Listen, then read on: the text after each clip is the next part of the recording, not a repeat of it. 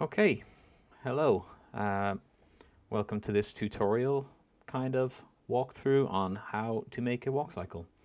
I thought I'd start off just showing what the final product is, so at least you have a frame of reference of what we're trying to make. We'll go through all this later on, but yeah, there's going to be a few jumps in between here as I had a few technical issues as I made this, but hopefully you shouldn't see them. The video sped up 300%.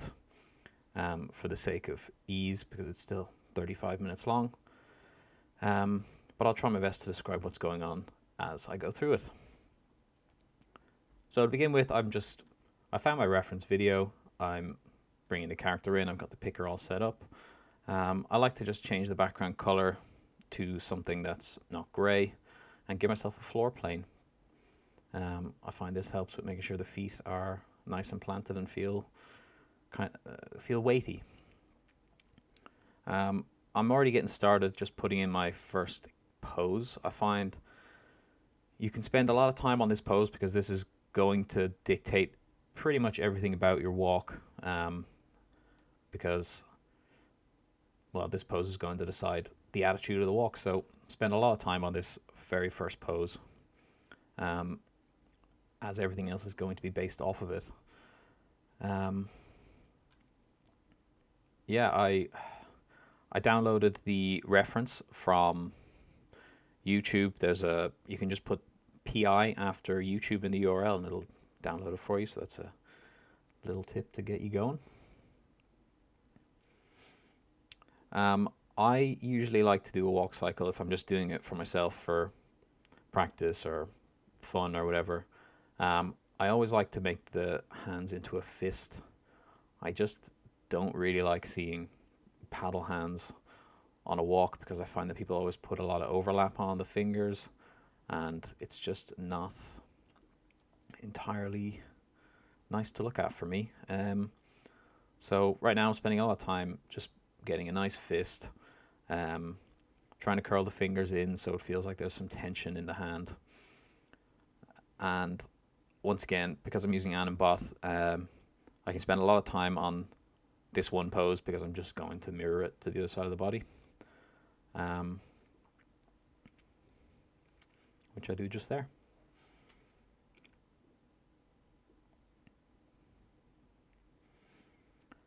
So one of the other things that I think it's important to get set up right from the get-go is an expression on your character that is also in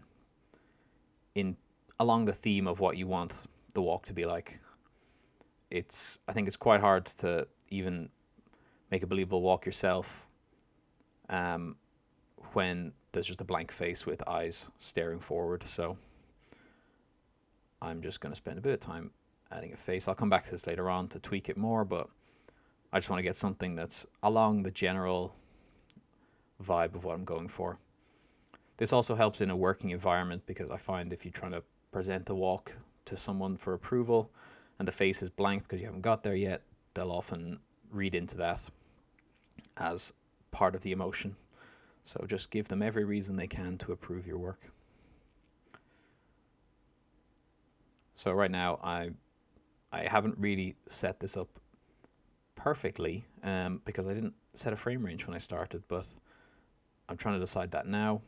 I've just mirrored the main pose, which is why it's so important to start it off, get your first pose correct because you're going to mirror it to the side.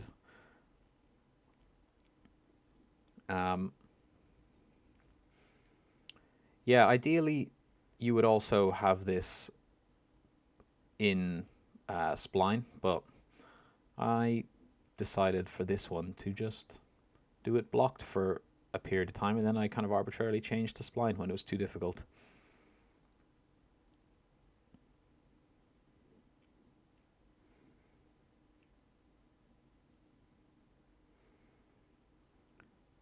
So you see me flicking back and forth a lot of the times. That's just with the comma and full stop to flip between two keys. Here I'm desperately trying to change the ground plane color, clicking the wrong thing.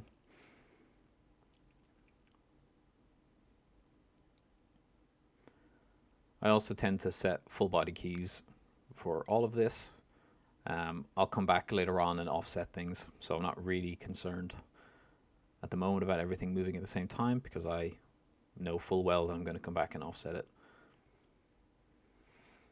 So now I'm adding in my second pose, and for the walks like this, for this style of walk, I always tend to have my full extension and full bend of the arm on this pose rather than the contact pose.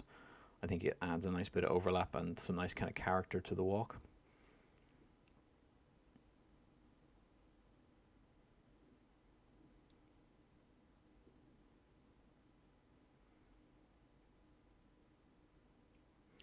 You'll also find that it's a very iterative process. I won't nail the pose every time at the beginning. I'll keep coming back and tweaking it as I progress through and realize that I need to add more of this or more of that. But if you change the first pose, you can always just middle mouse drag everything to the final pose, and you'll be okay. So here I am just putting it to step for no reason. I just want to match the hip height of the kind of the contact, the down, the up, the passing, all those poses. I want to just match that for each foot. I don't want this to be exact mirror either side, so I'm kind of eyeballing it, but I want it to be pretty close.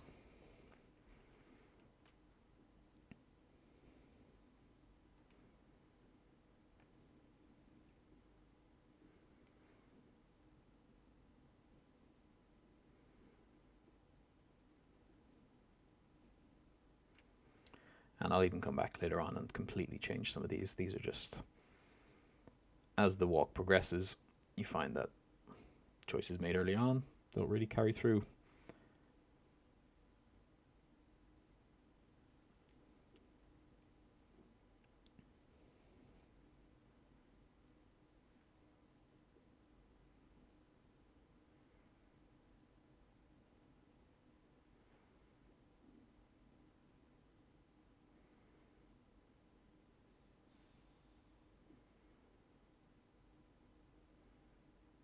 So like the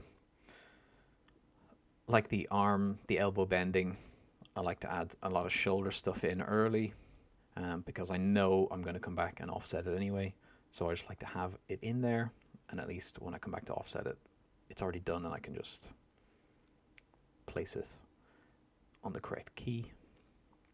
I'll get into all of the offsetting, copying curves, all that kind of stuff later on down the line, a couple of minutes probably. As you'll find that these walks kind of, once you get the initial, probably what's this, 1, 2, 3, 4, 5, 6, 7 poses down, it's just a lot more refinement then. The walk is kind of believable at this stage. It's just refining things, making things hit a bit harder and hold for longer on certain frames. But for the most part, the hard work is done. It's a believable walk, and it's just about cleaning it up now.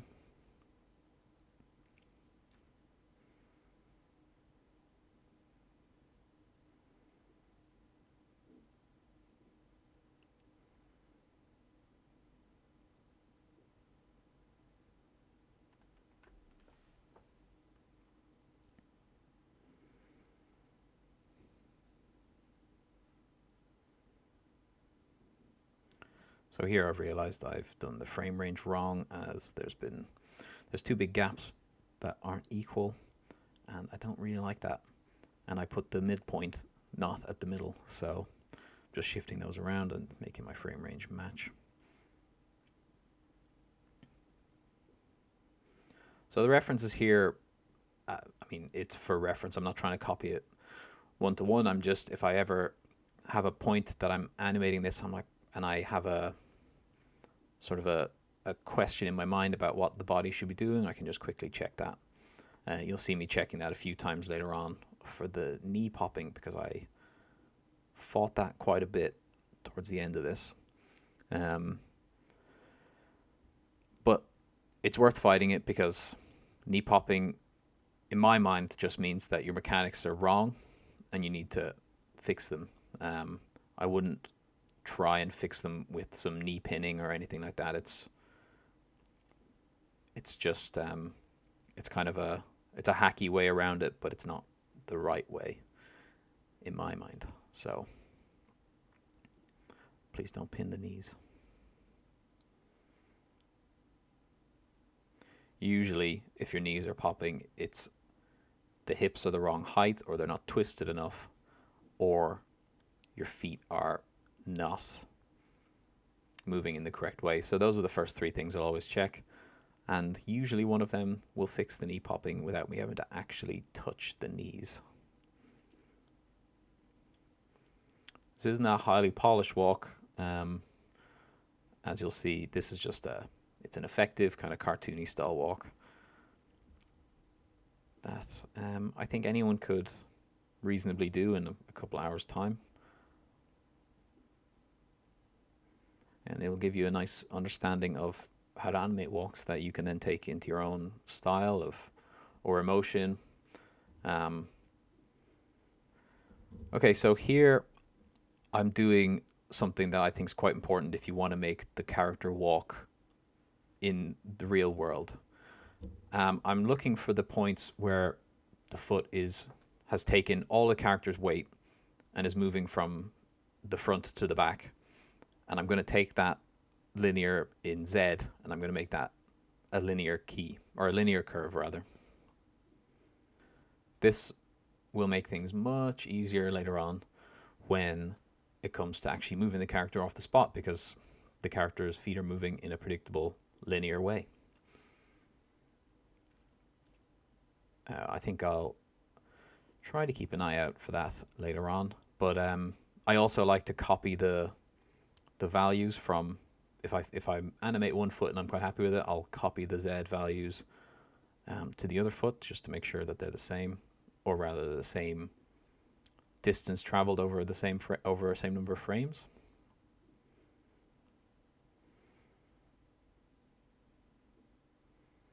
I kind of leave the graph editor floating here a bit because I'm used to animating over two screens, but I couldn't really figure out how to screen record two screens, so I just have it popping up over this quite a bit. So, I mean, this is sped up to 300 times, but I like to play blast it, watch it 10, 15 times on loop, and then scrub through it to see if I can spot anything. I wasn't having the best luck with Maya's playback here, so I had to keep play blasting it. Another key thing that you should do, as you just saw me do there, is take the start and end keys and have them flow through each other, not have the auto tangent flattening out, because that'll give you a judder.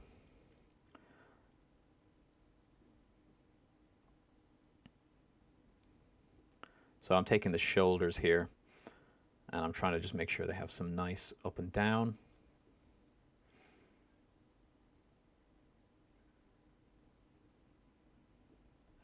At some point that I missed, I took off the end frame for the sake of a nice loop.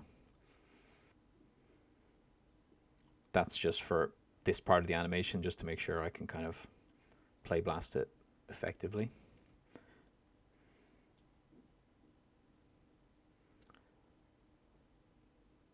So at this point, I've already turned on the pre and post infinity looping, which you can see by the keys, by the curves carrying on at the start and end of the graph editor. This is key to creating offsets later on. It's really beneficial to do this.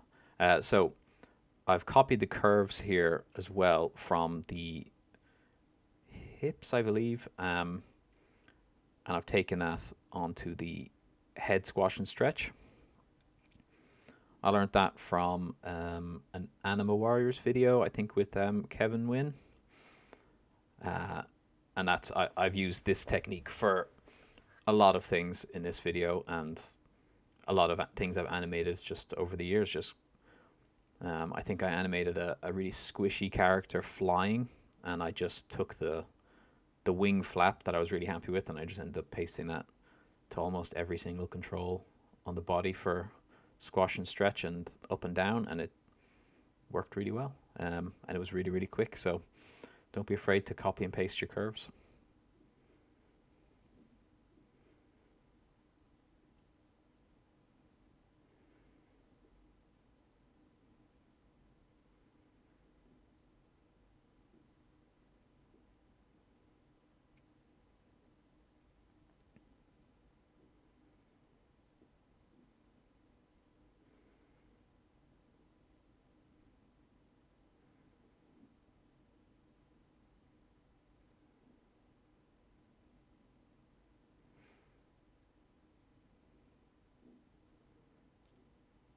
So you can see, I mean, I've also missed it when I was watching this back, but I have taken the hip up and down TY curve and I've put that onto the chest TY, and I've offset it by a frame or two. You'll then take your shoulders, the rotation on those, offset those by a frame or two from that. Take the head rotation, offset that by a frame or two. I use the Animate nudge a lot for this. I think it's really helpful. But yeah, once you find the kind of main driver of your characters up and down, and you're happy with that curve, just put it on everything. Everything that reasonably could take it, I just paste that curve right on there, and it's a really quick way to get some really effective results.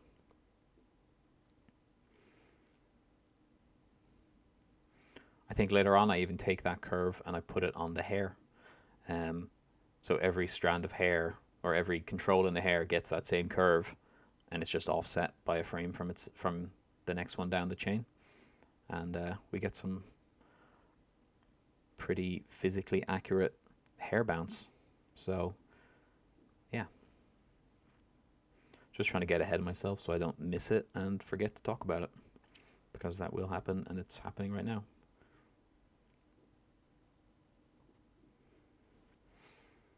So I'm just fighting with the feet at the moment, because I'm not really happy with how they're walking, because I know this is going to cause issues when I make it walk from on the spot to a progressive walk off the spot.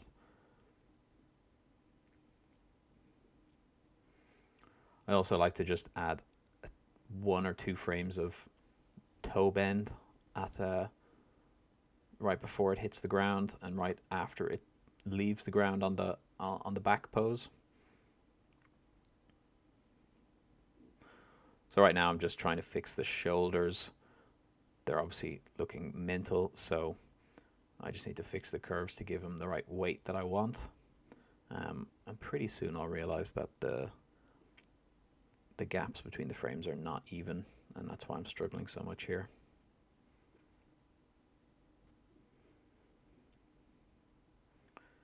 Just getting a few work emails popping up. I'll blur those out afterwards.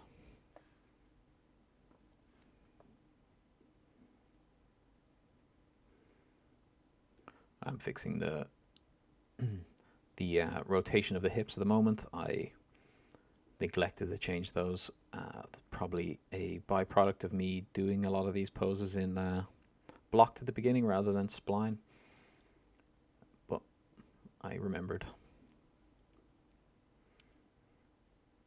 So I'm playing it back now, and I'm just watching it over and over again and picking different body parts, and I'm trying to see if it's acting as I want.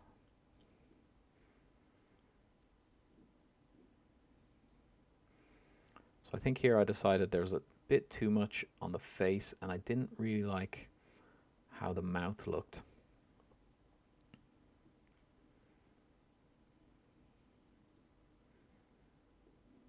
And the shoulders were moving too much down and not holding enough. I also tend to use a lot of IK spine. I kind of avoid the FK spine for this kind of thing because there's just too many curves to control. Here I wanted to I was also trying to figure out the rig. I couldn't really figure out what I was clicking here, but I wanted to get a more asymmetrical smile. And you'll see at the beginning I forgot entirely how to pose faces with the kind of open and closed side. I just ended up doing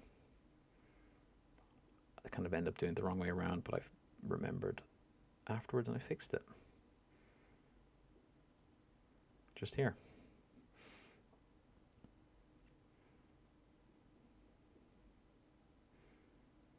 So I just wanted to give him the attitude of just like a happy kid walking down the road. A little bit of confidence, a little bit of swagger. And that's just what I was thinking about when I was trying to pose this face. I'm just deleting the extra keys here because it's looping, so it's going to look mad if I don't delete the extra ones. And here I'm just going to do, I think I was going to try and do a 360.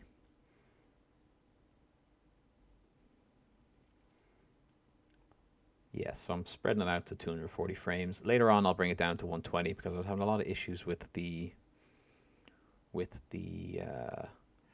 codec. I couldn't play Blast over 47 frames for some reason, so I just brought it way down. So yeah, I just go to the end frame, set the rotation of the sort of secondary main controller to be 360 and make it linear. And yeah, he's going to walk in a full circle. This is all part of the kind of presentation at the end where you want to have him seen from a few angles and then progressively walk across the screen. I think it's an effective way to show the walk and how it's working.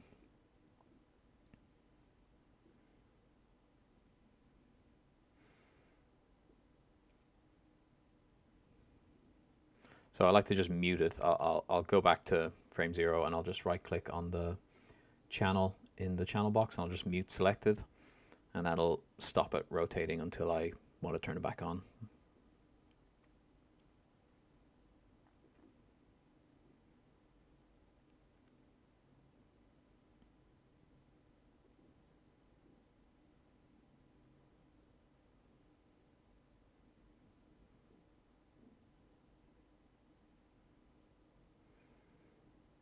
Just fixing the rotation of the hips as I realize there's a lot of knee popping here. There's going to be a lot of me fixing these knees because I really didn't like how they were coming forward, then back, then forward again over a few frames. It's quite jarring to look at.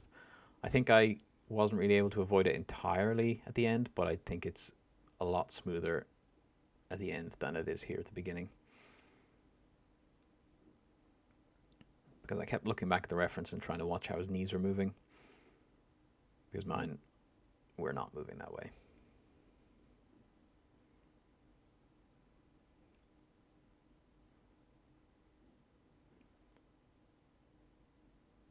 Yeah, I think I suffered a little bit from trying to bring his feet too high in the passing positions. I don't know if I imagined he was wearing flippers or something, but I ended up lowering them way down. And I think it looks a little bit more natural.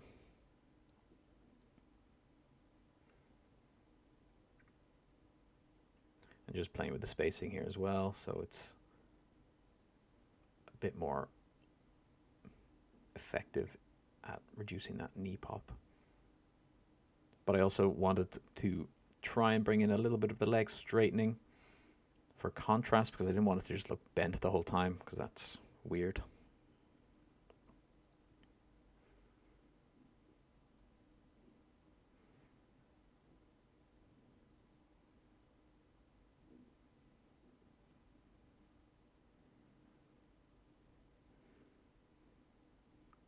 So I'm trying to, I think out here I'm trying to make the character walk off the spot.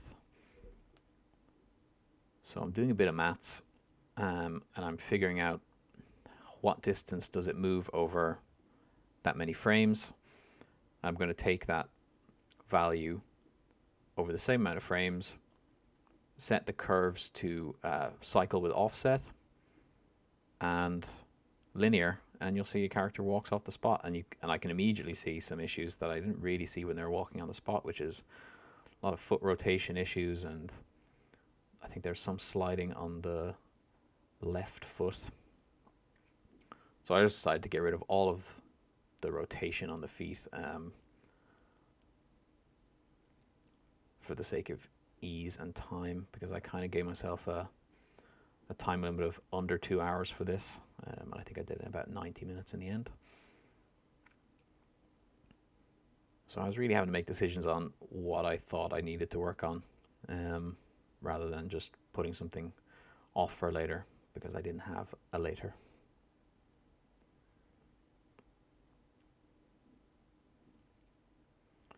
Yeah, so here I realized that I'd somehow messed up my foot placements and I'd got them off the linear path that I decided earlier on. I'd moved it too far, so that's why I was sliding.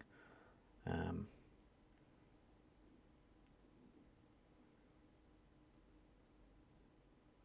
but that's also an effective way if you're working in games and you know how fast your character needs to move. You can just take that value as a velocity and just figure out over 10 frames how far that should move, and put that in as your Z on the feet, and then when your character moves, your feet won't slide as long as it's linear.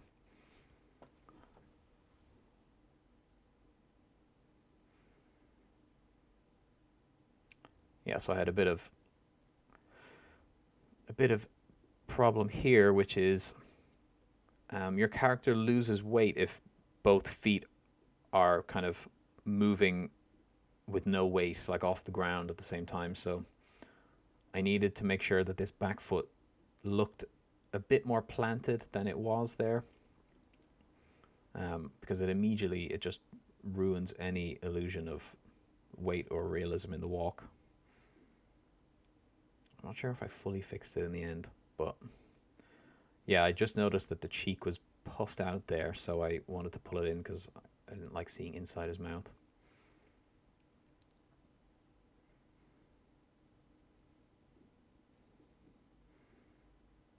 Yeah, and I forgot to reduce the frame range, so I had to watch a few hundred frames of nothing.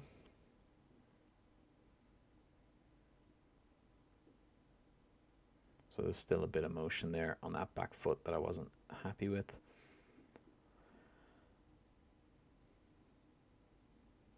And the front foot, apparently.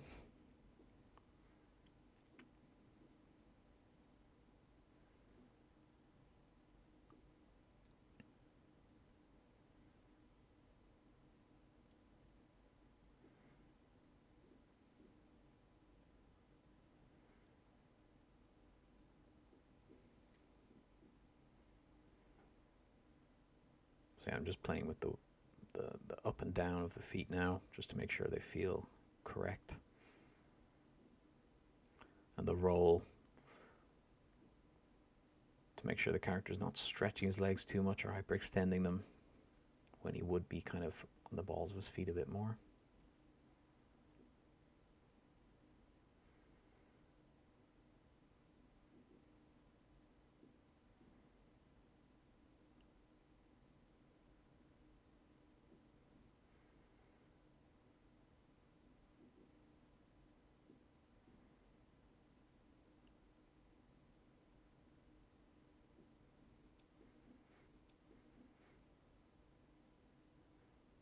So I think I was kind of happy with this for the moment.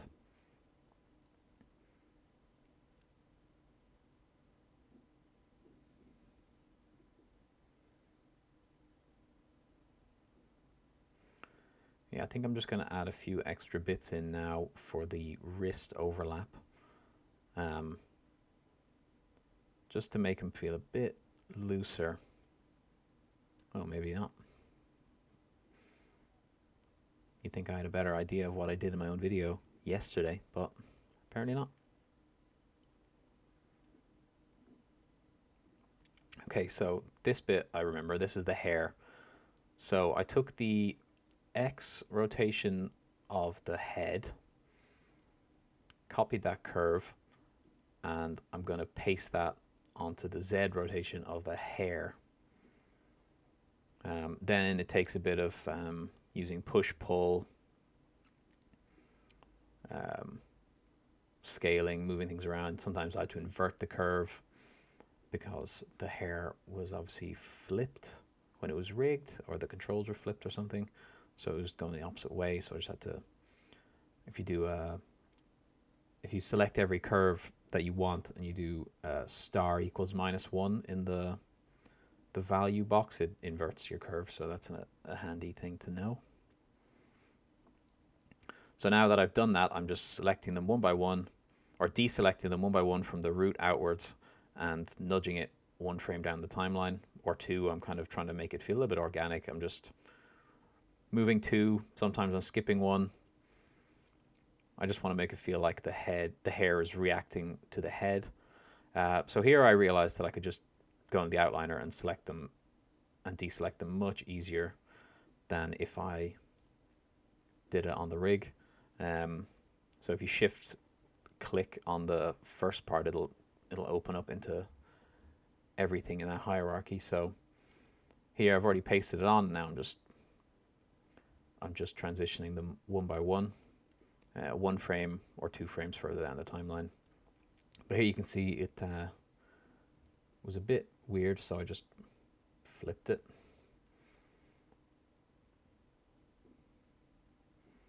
And I think I need to adjust the start and end frames, yeah, because the in and out's a bit strange. And I just shifted it one more frame just so it didn't feel like it was completely attached to that other big piece. I want them to kind of move all independently.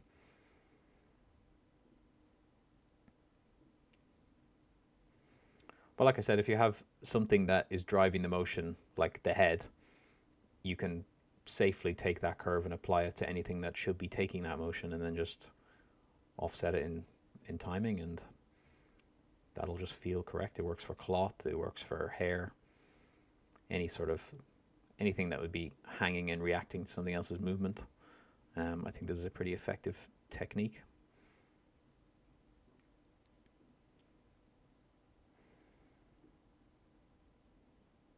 I mean, obviously I have the time offsetter tool in Animate, but I'm not 100% sure on how to make that work effectively, whereas this is just deselecting one at a time, nudging it once on the timeline, so it's not exactly the most labor-intensive way of doing it, so I'm fine to just keep doing it that way for the moment.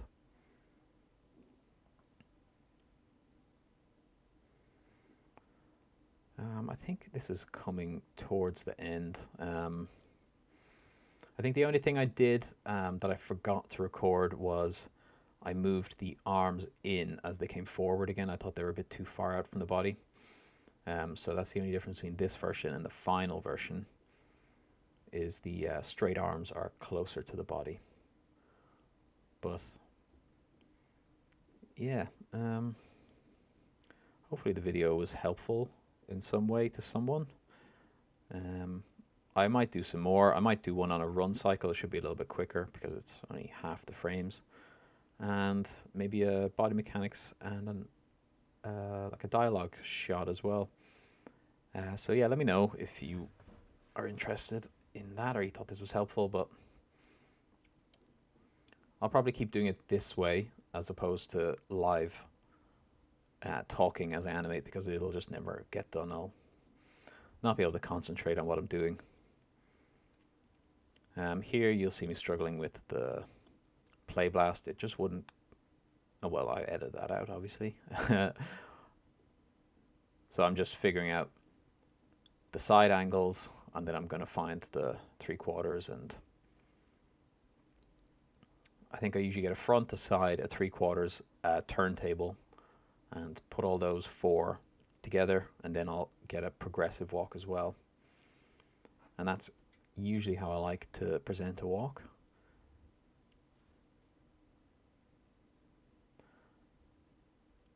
So here I just wanted to make sure I didn't accidentally put the foot through the ground, so I just quickly put a little ground plane in, just to make sure I didn't accidentally translate it down in space. I'll just delete this before I finish it up. I was trying to figure out how to get the shadows with kind of a see-through ground, but I'm not that good at Maya or textures or anything like that, so I just abandoned it. Just doing a few final little polish things here of a bit of flap on the feet, just to make him feel a bit looser.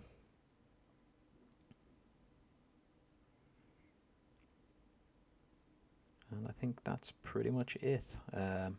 Yeah.